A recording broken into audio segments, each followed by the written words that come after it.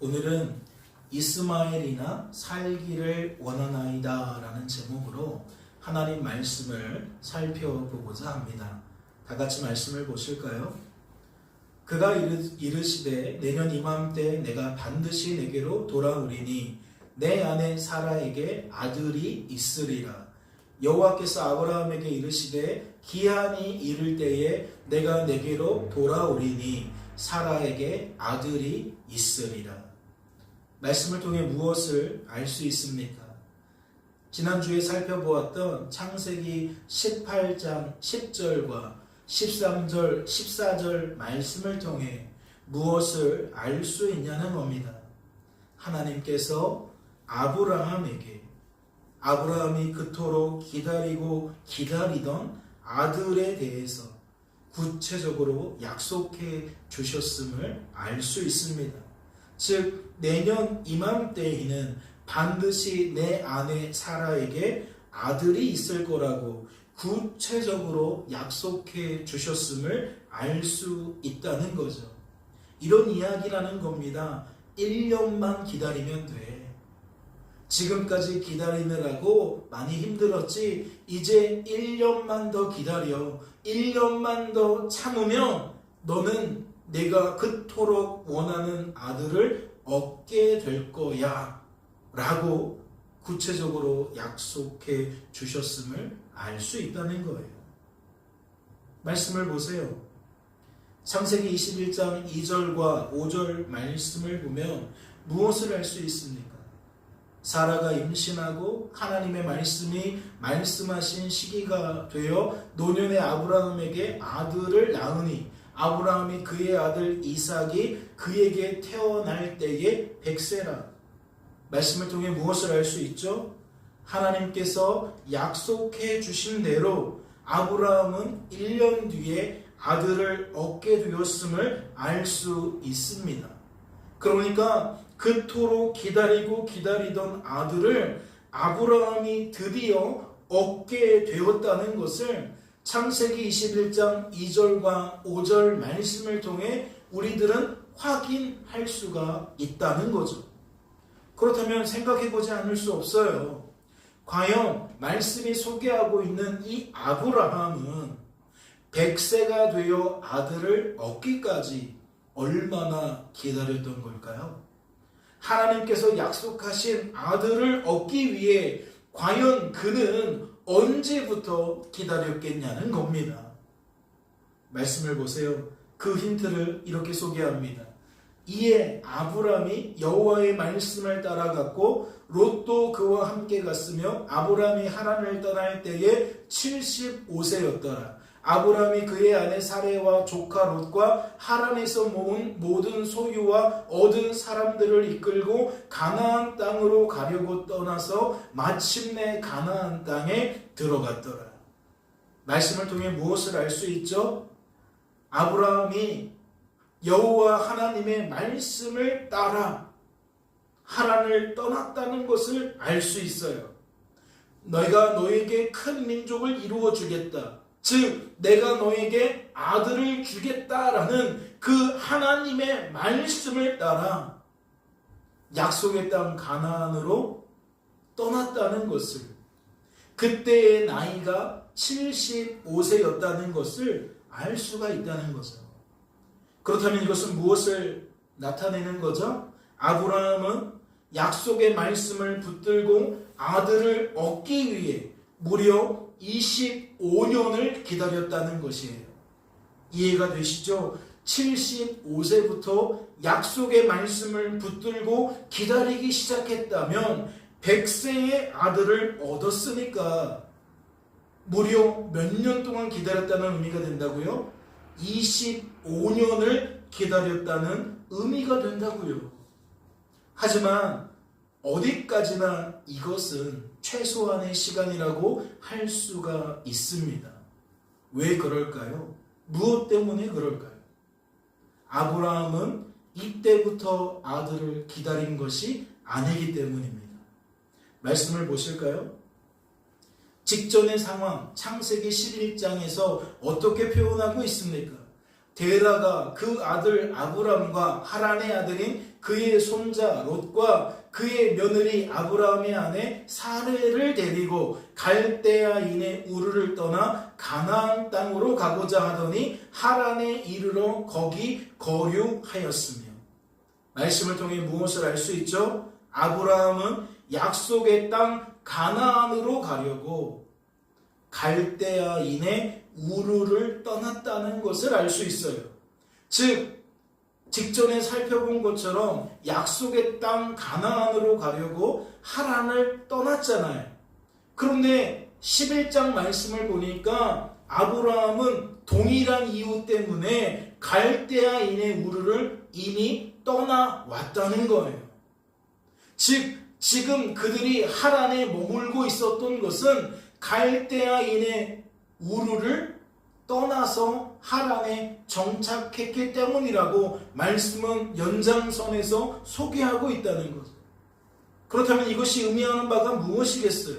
하나님은 하란에 거주하던 아브라함을 처음 찾아오신 게 아니라는 거겠죠. 하나님은 갈대아인의 우르에 거주하던 아브라함을 이미 찾아오셨다는 거예요. 즉 말씀, 언약이 담겨있는 말씀을 하란에서 처음 듣게 된 게 아니라는 거죠. 공이 갈대아인의 우르를 떠난 게 아니라는 겁니다. 하나님은 갈대아인의 우르에서도 아브라함에게 동일한 약속의 말씀을 해주셨다는 거죠. 그래서 그 말씀을 붙들고 갈대아인의 우르를 떠나게 된 것이다 라는 거예요. 그렇다면 이것이 방증하는 게 무엇이죠? 아브라함은 그때부터 약속의 말씀을 붙들었다는 거예요. 아들 얻기를 기다리기 시작했다는 거예요. 그래요, 하나님이 나에게 아들 주신다 그랬죠. 예, 기다리겠습니다. 하나님이 주실 걸로 믿고 제가 기다리겠습니다 라고 이미 그때부터 시작했다는 거죠. 만약 이 사건이 5년 전에 있었던 일이라면, 즉 갈대아인의 우르를 떠난 것이 5년 전 일이라면 아브라함은 무려 30년을 기다렸다는 의미가 될 거예요. 그런데 이것은 정확하게 알 수가 없어요. 5년 전에 있었던 일인지 10년 전에 있었던 일인지 20년 전에 있었던 일인지 30년 전에 있었던 일인지 알 길이 없다는 거죠. 왜요? 말씀은 아브라함이 언제 결혼했고 갈대아인의 우르에서 언제 떠났는지를 소개하지 않기 때문에요. 그러니까 아브라함이 언제부터 구체적으로 기다렸는지, 얼마나 기다렸는지 정확하게는 알 수가 없다는 거죠. 다만 조금 전에 살펴본 창세기 12장 말씀을 통해 하란을 떠날 때 그의 나이가 75세라고 했으니까 대략 한 50세 정도가 아닐까라고 얼핏 추측할 수가 있는 거죠. 그 나이를 보고 대략 이 정도부터 이 사건이 발생한 것이 아닐까라고 우리는 추측해 볼 수밖에 없다는 거예요. 만약 그렇다면 무려 몇 년을 기다린 겁니까? 무려 50년을 기다린 겁니다.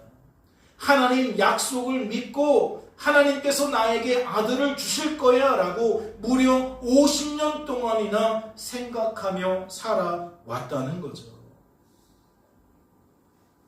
즉 이런 얘기예요. 최소 25년에서 최대 50년 정도를 말씀을 붙들고 기다린 게 아닐까.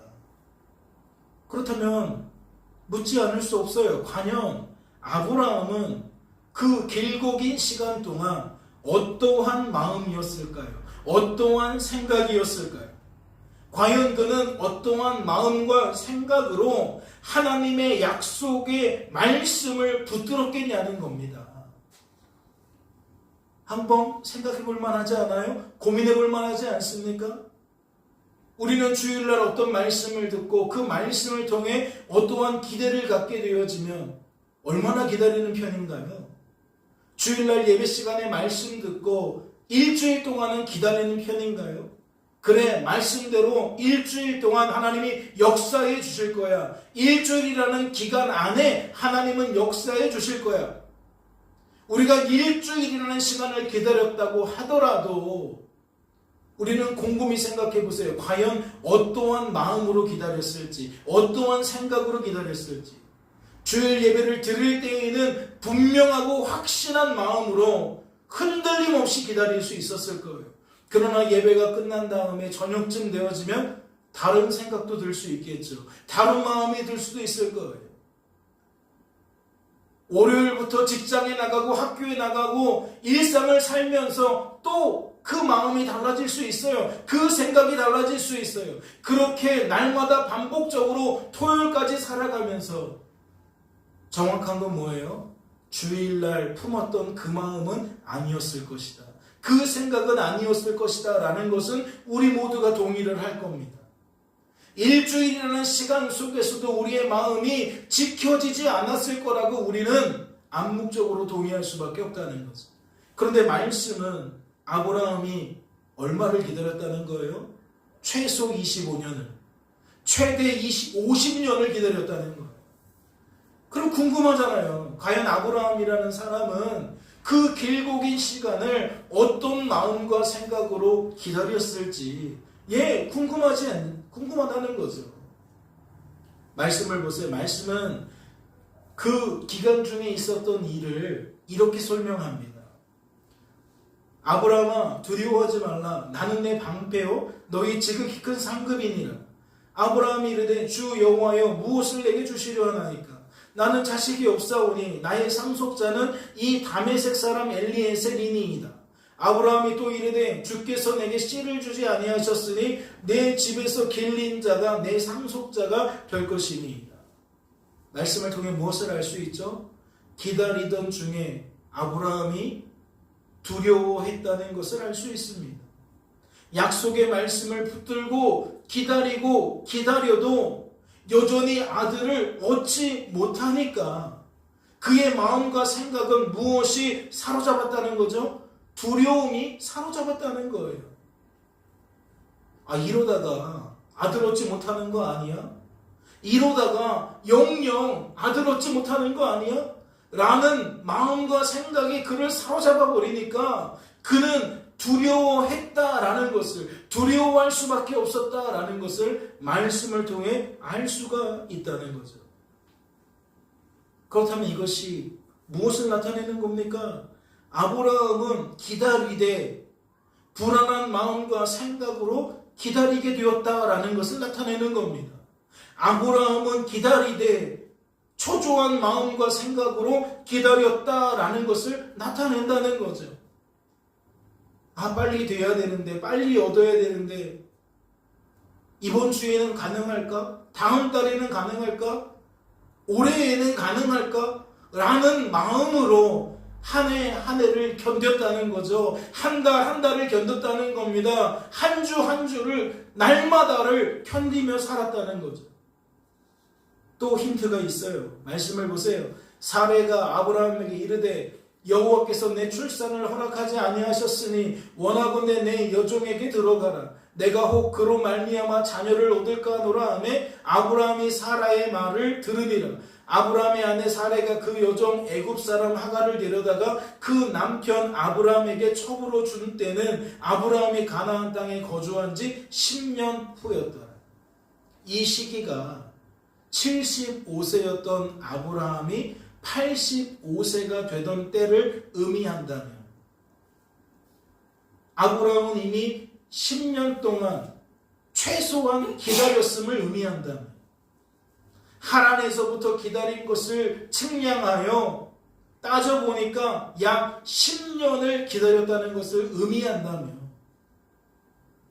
갈대아인의 우르에서부터 기다린 것은 제외하고 하란에서부터 기다리기를 이미 10년을 기다렸다는 생각 속에 이 말씀을 대하면 무엇을 알 수 있는 거죠?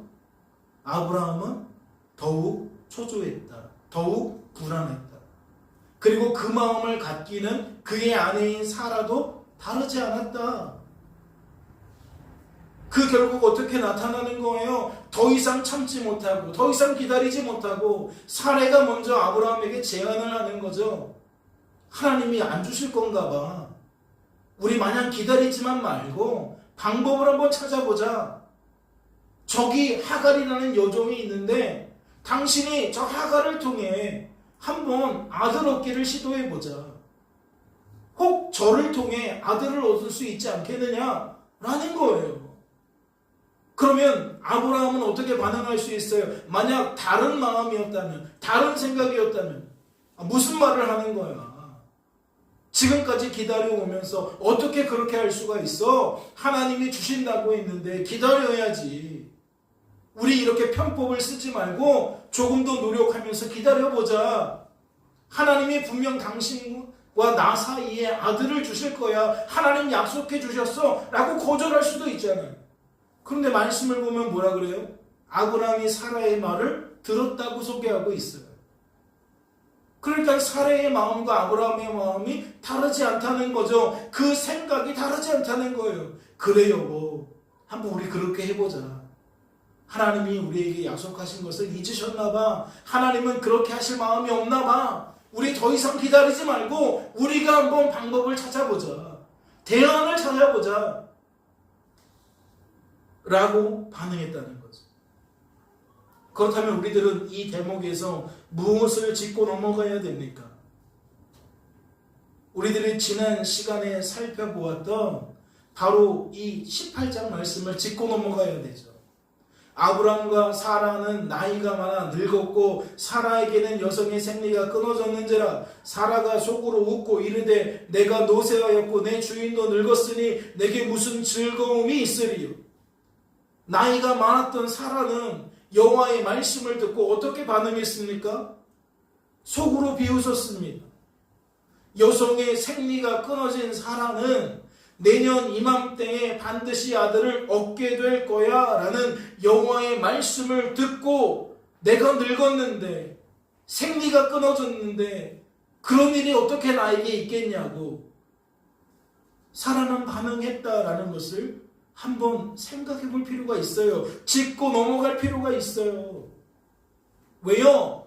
사라가 이렇게 반응했다는 것은, 이렇게 생각했다는 것은 아브라함도 이렇게 생각했을 수 있다는, 이러한 마음을 품고 있었을 수 있다는 가능성을 열어두기 때문입니다. 이해가 되시죠? 조금 전에 우리가 말씀을 통해서 무엇을 확인한 겁니까? 여종을 통해 아들을 얻자고 제안하는 사례나 그 제안을 받아들인 아브라함이나 다르지 않다는 거예요.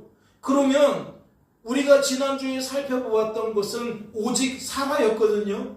사라가 말씀 듣고 비웃었다는 것을 확인한 거예요. 그런데 이 말씀의 흐름을 보니까 이게 사라만의 문제가 아니었겠다. 사라만의 반응이 아니었겠다라는 것을 추정할 수가 있다는 거죠. 여러분에게 한번 여쭤보겠습니다. 여러분, 아브라함은 과연 어떻게 반응했을까요? 사라는 속으로 비웃으며 내가 늙었는데 생리가 끊어졌는데 어떻게 아들을 얻을 수 있겠어? 어떻게 그런 기쁜 일이 생길 수 있겠어? 라고 부정적으로 반응했는데 과연 아브라함은 어떠했겠냐는 거죠. 오늘 본문 말씀은 성도된 우리들에게 바로 그 답을 제시해주고 있습니다. 말씀을 같이 보실까요? 아브라함이 엎드려 웃으며 마음속으로 이르되 100세 된 사람이 어찌 자식을 낳을까? 사라는 90세니 어찌 출산하리요? 하고. 이해가 되세요? 99세 때 약속의 말씀을 들었어요. 그러니까 생각을 해본 거죠. 1년 뒤에 아들을 낳는다고? 그러면 나는 100살이 되는데 100살이 된 내가 어떻게 아들을 얻을 수 있겠어? 라고 아브라함은 받아들였다는 거예요. 마치 사라가 나는 지금 89살인데 90이 되어서 무슨 아들을 얻을 수 있겠어? 라고 생각한 것처럼 아브라함도 다르지 않았다는 거예요. 나는 이미 99살인데 내가 무슨 100세에 아들을 얻을 수 있겠어? 라고 생각했다는 했다는 거죠. 그러한 마음을 품었다는 겁니다. 더더군다나 말씀을 잘 들어보세요. 아브라함의 반응이 누구와 똑 닮아 있습니까? 아브라함이 엎드려 웃으며라고 마음속으로 이르되 100세 된 사람이 어찌 자식을 낳을까? 사라는 90세니 어찌 출산하리요? 라고 소개하고 있는데, 여러분 이거 너무나도 닮아 있지 않아요? 말씀을 비교해 보세요. 17장 17절에 나타나는 아브라함의 모습과 18장 12절에 나타나는 사라의 모습을 비교해 보라고요. 어떠한 공통점이 있습니까? 하나님 말씀을 듣고 둘 다 웃었다는 것을 알 수 있어요. 즉, 둘 다 비웃었다는 것을 알 수 있다고요. 다시 말해, 둘 다 말씀을 듣고 부정적으로 반응했다는 것을 알 수가 있다는 겁니다. 왜요? 거듭해서 말씀을 드리지만 우리들은 더 이상 출산할 수 없다고 생각했기 때문에. 아니, 여성의 생리가 끊어졌는데 무슨 임신할 수가 있겠느냐, 이렇게 생각했다는 거죠. 그러면 여러분에게 묻지 않을 수 없습니다. 아브라함은 무엇을 놓쳤기 때문에 이렇게 반응한 걸까요?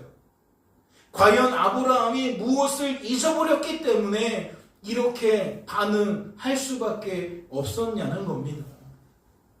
이는 아브라함이 하나님의 말씀을 잊어버렸기 때문이라고 생각해요. 아브라함이 하나님께서 아브라함에게 말씀하신 그 약속을 놓쳐버렸기 때문이라고 생각한다는 거죠.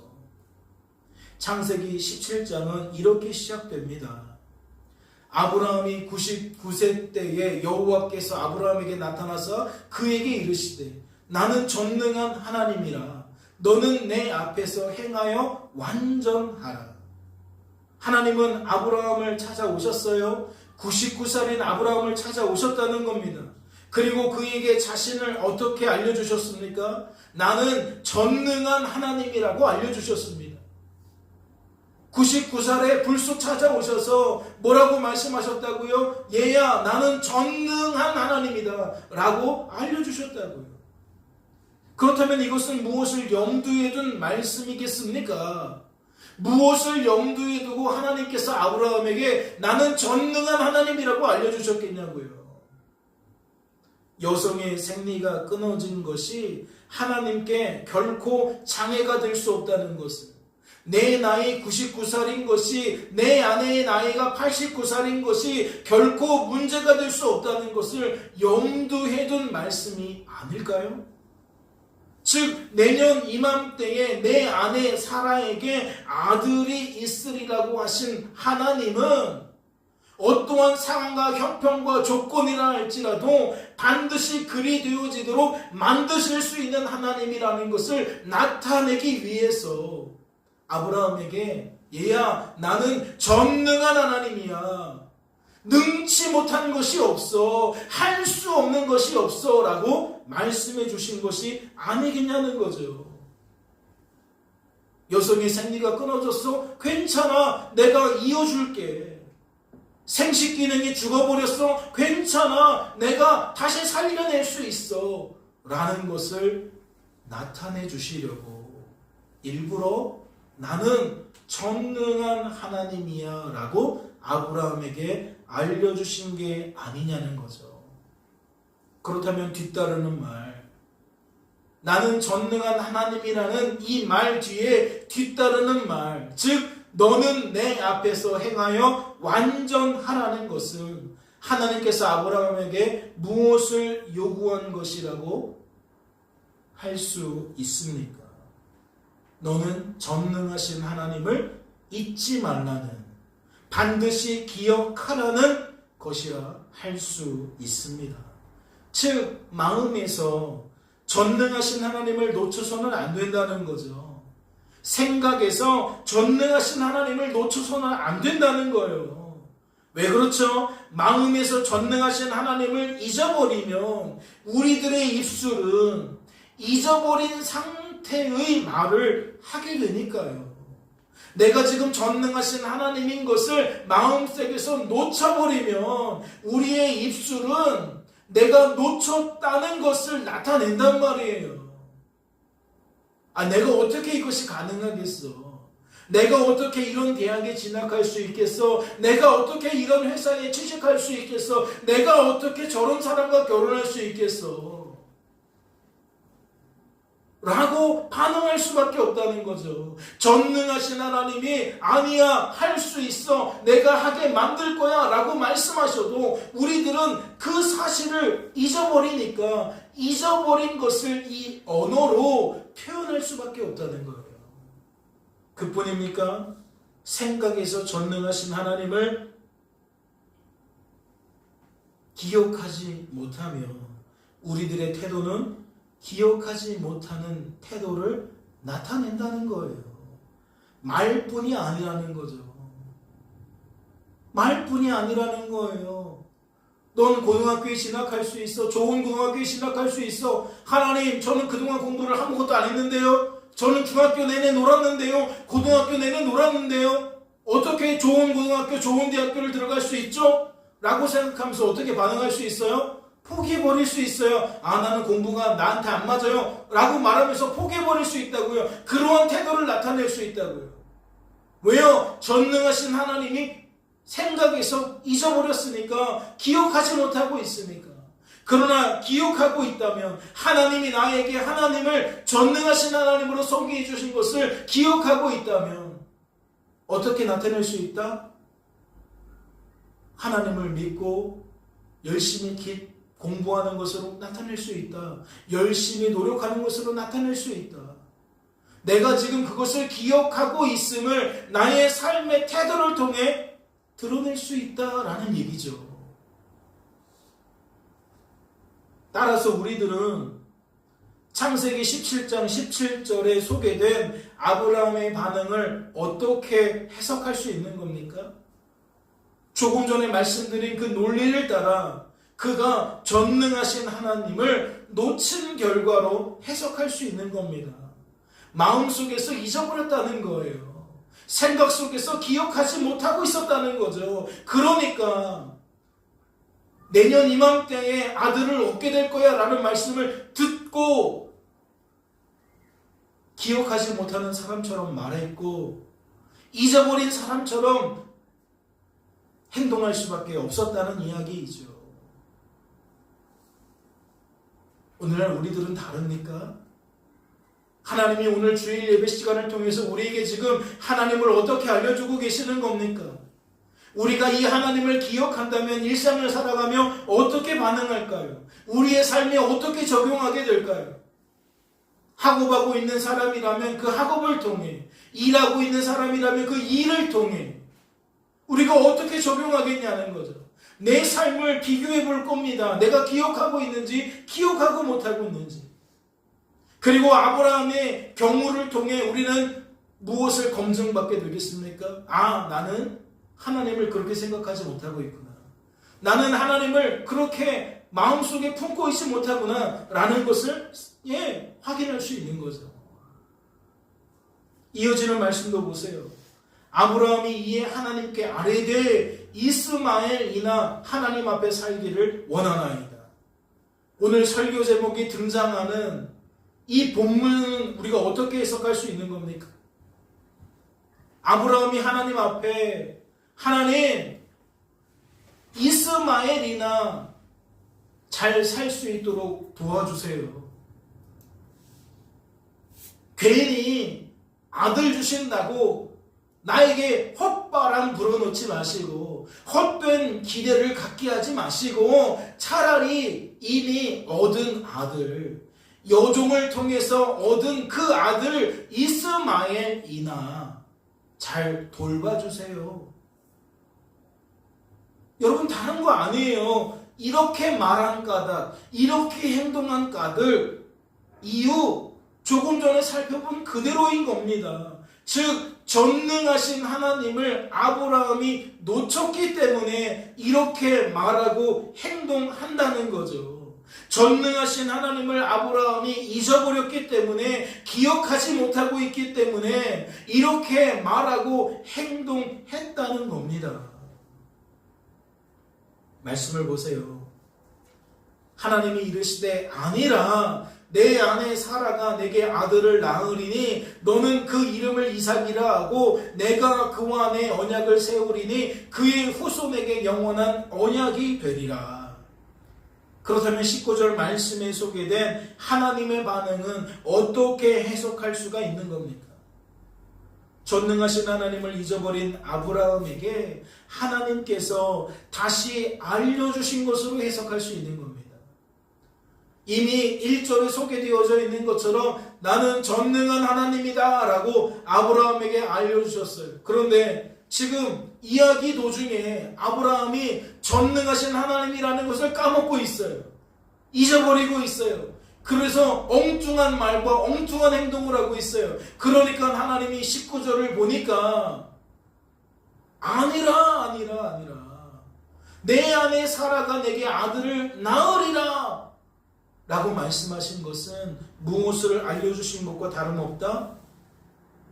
나는 전능한 하나님이라는 것을 다시 알려주는 것과 다를 바 없다.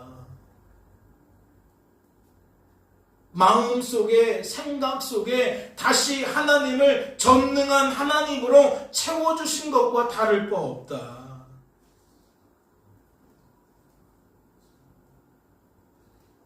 그렇다면 묻지 않을 수 없죠. 무엇 때문에 그랬을까요? 하나님은 무엇을 위해 그렇게 하셨겠냐는 겁니다. 다른 거 아니에요. 1절 말씀을 보면 나는 전능한 하나님이라는 것을 알려주신 까닭이 너는 내 앞에서 행하여 완전하라 라고 하셨기 때문입니다. 즉 하나님이 알려주신 까닭은 하나님 앞에서 아브라함이 완전하게 행하기를 바라셨기 때문이라는 거죠. 이것은 아브라함을 위한 하나님의 뜻이 모두 이루어지게 만드시려고 그랬다는 거예요. 이해가 되시죠? 행하여 완전하라는 것은 모든 면모에서 완벽한 삶을 살라는 이야기가 아니라 하나님은 지금 나는 전능한 하나님이라고 말씀하신 까닭이 99세에도 아들 얻을 수 있다. 90세에도 아들 얻을 수 있다. 지금 그 얘기를 하고 싶은 거였거든요. 그러니까 너는 내 앞에서 행하여 완전하라는 것은 어떠한 의미로 여길 수 있다?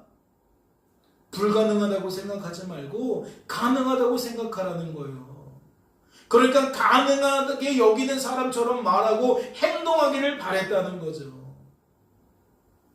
즉 17절 말씀을 기준으로 한다면 생리가 끊어진 여인이 어떻게 내가 자식을 출산할 수 있겠어? 아들을 얻을 수 있겠어? 라는 부정적인 마음과 생각에 사로잡혀서 더 이상 부부관계를 하지 않을 수도 있잖아요.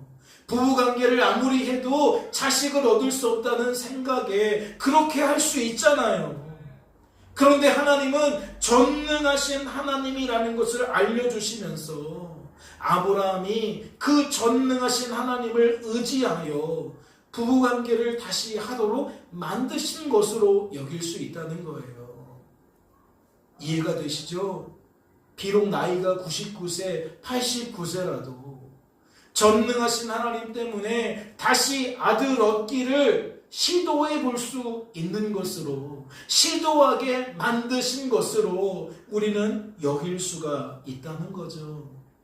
즉 너는 내 앞에서 행하여 완전하라는 것은 아브라함과 사라가 하나님 때문에 부부 생활을 하기를 바란 것으로도 해석할 수 있다는 겁니다. 그리고 18절 말씀을 통해서는 어떻게 적용할 수가 있죠? 아브라함은 지금 이스마엘이라는 여종을 통해서 낳은 아들로 안주하려고 했어요. 만족하려고 했어요. 내 나이가 99살인데 무슨 또 아들을 얻겠습니까? 그냥 이 아들이면 족합니다 라고 안주해버리고 싶어 했다는 거죠. 만족해버리고 싶어 했다는 거예요. 그런데 하나님은 아니다, 나는 전능한 하나님이다 라고 알려주시면서 아브라함이 어떻게 살아가길 바라신 거예요?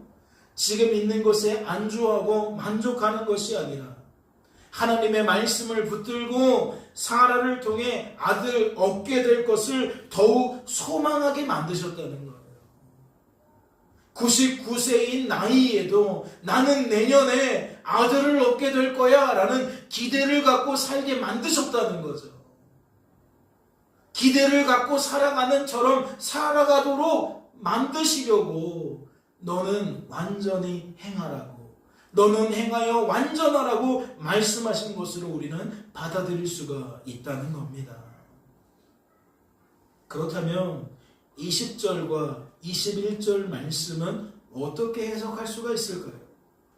이스마엘에 대하여는 내가 내 말을 들었나니 내가 그에게 복을 주어 그를 매우 크게 생육하고 번성하게 할지라 그가 12두령을 낳으리니 내가 그를 큰 나라가 되게 하려니와 내 언약은 내가 내년 이 시기에 사라가 내게 아들 낳을 이삭과 세우리라.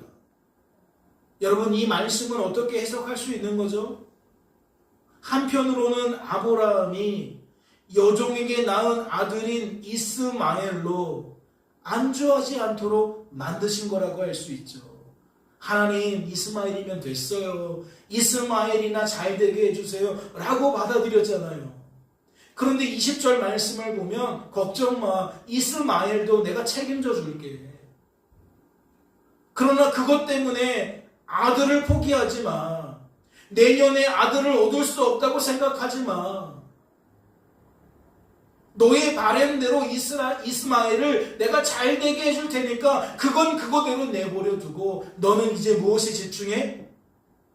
내년도에 아들을 얻게 될 것에 집중해 라는 얘기가 되는 거예요.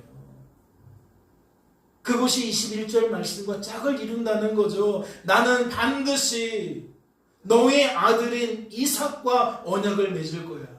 너에게 언약을 맺게 한 것처럼 너의 아들에게도 언약을 맺게 할 거야 라고 말씀하셨다는 겁니다. 그렇다면 최종적으로 22절 말씀은 어떠한 의미가 될까요? 하나님이 아브라함과 말씀을 마치시고 그를 떠나 올라가셨더라. 무엇이 끝났기 때문에 올라가신 거죠? 아브라함의 생각과 마음이 하나님을 전능한 하나님으로 여기게 되었기 때문에 떠나서 올라가신 거죠. 이해가 되세요? 계속 아브라함이 주저했다면, 나는 전능하신 하나님을 믿을 수 없어요 라고 반응했다면 하나님은 떠나지 않으셨을 거예요. 그런데 하나님께서 하나님의 일을 다 마치셨기 때문에 누구를 떠난 것이다? 아브라함을 떠난 것이다. 아브라함의 생각이 달라졌구나. 아브라함의 마음이 달라졌구나. 이제 아브라함은 전능하신 하나님 때문에 아들 얻게 될 것을 기대하게 되었구나. 그렇게 반응하게 되었구나 라는 것을 22절 말씀을 통해 우리는 확증할 수가 있다라는 거죠. 그렇다면 묻지 않을 수 없습니다. 성도된 우리들은 이러한 아브라함의 변화를 무엇을 통해 확인할 수 있을까요? 정말 그가 변화되었다는 것을, 달라졌다는 것을 우리들은 무엇을 통해 확인할 수가 있냐는 겁니다. 말씀은 아브라함의 태도의 변화를 다음과 같이 드러냅니다. 먼저 10절부터 14절 말씀을 보겠습니다. 너희 중 남자는 다 할례를 받으라. 이것이 나와 너희와 너희 후손 사이에 지킬 내 언약이니라. 너희는 포피를 배워라. 이것이 나와 너희 사이에 언약의 표징이니라. 너희의 대대로 모든 남자는 집에서 난 자나 또는 너희 자손이 아니라 이방 사람에게서 돈으로 산 자를 막론하고 난 지 8일 만에 할례를 받을 것이라. 너희 집에서 난 자든지 너희 돈으로 산 자든지 할례를 받아야 하리니 이에 내 언약이 너희 살에 있어 영원한 언약이 되려니와. 할례를 받지 아니한 남자 곧 그 포피를 베지 아니한 자는 백성 중에서 끊어지리니 그가 내 언약을 배반하였음이니라. 하나님은 나는 전능한 하나님이시다 라는 것을 알려주시며 내년에 얻게 될 아들에 대한 이야기만 하신 것이 아니었어요. 말씀을 보니까 아브라함에게 무엇을 요구하신 거죠? 할례 받기를 요구한 겁니다. 아브라함만 할례 받으라는 얘기가 아니고 아브라함의 모든 자손이 그리하기를 바랬다는 것이고 아브라함의 집에 속해 있던 모든 사람들도 그리하기를 바랬다는 것을 알 수 있어요. 그런데 말씀은 23절부터 아브라함의 반응을 어떻게 소개하는지 보세요. 이에 아브라함이 하나님이 자기에게 말씀하신 대로 이날에 그 아들 이스마엘과 집에서 태어난 모든 자와 돈으로 산 모든 자 곧 아브라함의 집 사람 중 모든 남자를 데려다가 그 포피를 베었으니 아브라함이 그의 포피를 벤 때는 99세였고 이에 아브라함이 하나님이 자기에게 말씀하신 대로 그의 아들 이스마엘이 그의 포피를 벤 때는 13세였더라. 그날에 아브라함과 그 아들 이스마엘이 할례를 받았고 그 집의 모든 남자 곧 집에서 태어난 자와 돈으로 이방 사람에게서 사온 자가 다 그와 함께 할례를 받았다. 비교를 해보면 무엇을 알 수 있어요? 하나님이 요구하신 그대로 모두 행했다는 것을 알 수 있어요. 완벽하게 행했다는 것을 알 수 있어요.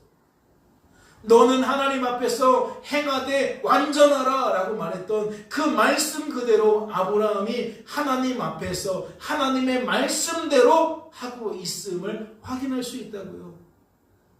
다시 말씀을 보세요. 아브라함은 할례를 받았어요. 하나님의 말씀대로 아브라함은 할례를 받았다고요. 99세인데 그랬다고요.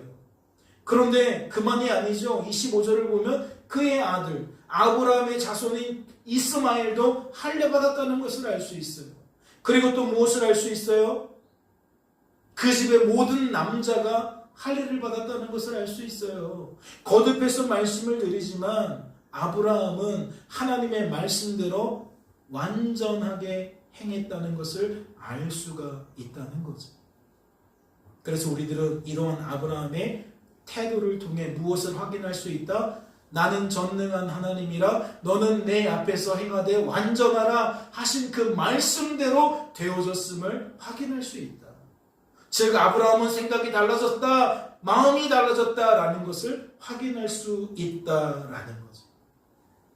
사랑하는 성도 여러분, 이제 말씀을 마치고자 합니다. 말씀 듣는 중에 여러분은 무엇을 깨닫게 되십니까? 말씀 듣는 중에 어떤 생각과 마음을 품게 되시냐는 거예요. 오늘 말씀을 통해 드러난 두 가지 명제가 있습니다. 첫째, 하나님은 전능한 하나님이시다. 둘째, 하나님은 성도된 우리들이 하나님 앞에서 행하여 완전하기를 바라신다. 그리고 하나님은 이를 위해 우리들의 마음과 생각을 먼저 변화시켜 주신다는 것을 확인했죠. 전능하신 하나님을 우리들이 놓쳐버리지 않도록, 잊어버리지 않도록, 기억 속에서 지우지 않도록, 다시 기억나도록, 다시 붙들도록 하나님께서 먼저 변화시켜 주신다는 것을 우리는 알 수 있다는 거예요. 그러면 오늘 우리가 이 말씀을 듣는 것은 무엇과 다름이 없습니까? 우리의 생각과 마음 속에 하나님께서 하나님을 나는 전능한 하나님이라고 알려주신 것과 다를 바 없죠. 잊어버렸던 것을 다시 기억나게 하신 것과 조금도 다를 바가 없습니다. 즉 99세였던 아브라함이 경험했던 그것을 오늘 성도된 우리들이 하나님께 예배드리면서 이 시간 경험하고 있다는 것을, 경험하게 되었다는 것을 우리는 확인할 수가 있다는 거죠. 그렇다면 무엇 때문일까요? 하나님은 성도된 우리들이 기억하는 자처럼 말하기를 바라신 거겠죠. 기억하고 있는 사람처럼 행동하기를 바라신 것이라고 생각한다는 겁니다. 이번 주에 어떤 큰일이 있는지 모르겠어요. 여러분 각자의 삶 속에 어떠한 큰 산이 있는지 모르겠어요. 한번 잘 적용해 보세요.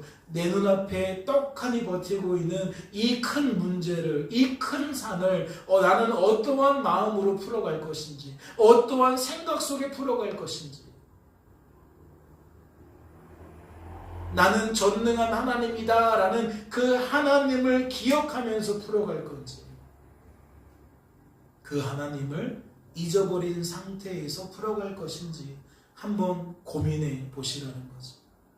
하나님은 틀림없습니다. 우리들이 기억하고 살아가기를 바라신 거예요. 우리의 눈앞에 떡하니 버티고 있는 그 문제 앞에, 그 현실적인 그 어려움 앞에 나는 전능한 하나님이라는 것을 기억하며 기억하는 자처럼 말하고 행동하기를 바라셨기 때문에 오늘 이와 같이 말씀해 주셨다는 거죠. 하나님을 기대하는 저와 여러분 될 수 있기를 주님의 이름으로 소망합니다. 잠시 기도합니다. 하나님 아버지, 우리 각자에게 어떠한 난관이 있기에 하나님 오늘 이렇게 말씀해 주셨습니까? 어째서 나는 전능한 하나님이라는 것을 알려주셨습니까? 하나님이 알려주시지 않으면 우리는 아브라함과 사라처럼 행동할 수밖에 없음을 고백합니다. 불신을 드러내며 우리만의 또 다른 방법을 찾아내며 두려움 속에 살아갈 수밖에 없음을 기억합니다. 그러나 주님, 오늘 말씀을 들으며 담대해집니다. 평안해집니다. 여전히 내 눈앞에 건강의 문제가 있고 물질의 문제가 있고 사람과의 관계에 문제가 있지만 내 마음은 담대하고 평안해집니다. 전능하신 하나님이 나와 함께 하시며 나의 삶을 책임져 주실 것을 기억하게 되었기에 나의 마음은 평안해집니다. 담대해집니다. 하나님, 오늘만 이 마음인 것이 아니라 이제 새롭게 주어진 한 주간의 삶 속에서 일상을 살아가며 순간순간마다 이 마음으로, 이 생각으로 살아갈 수 있도록 도와주시옵소서. 전능한 하나님이신 것을 기억하는 자로 말하고 행동할 수 있도록 주여 붙들어 주시옵소서. 주께서 우리를 도와주실 줄로 믿고 감사드리며 이 모든 말씀 우리를 주에서 구원하신 예수님의 이름으로 기도하옵나이다. 아멘.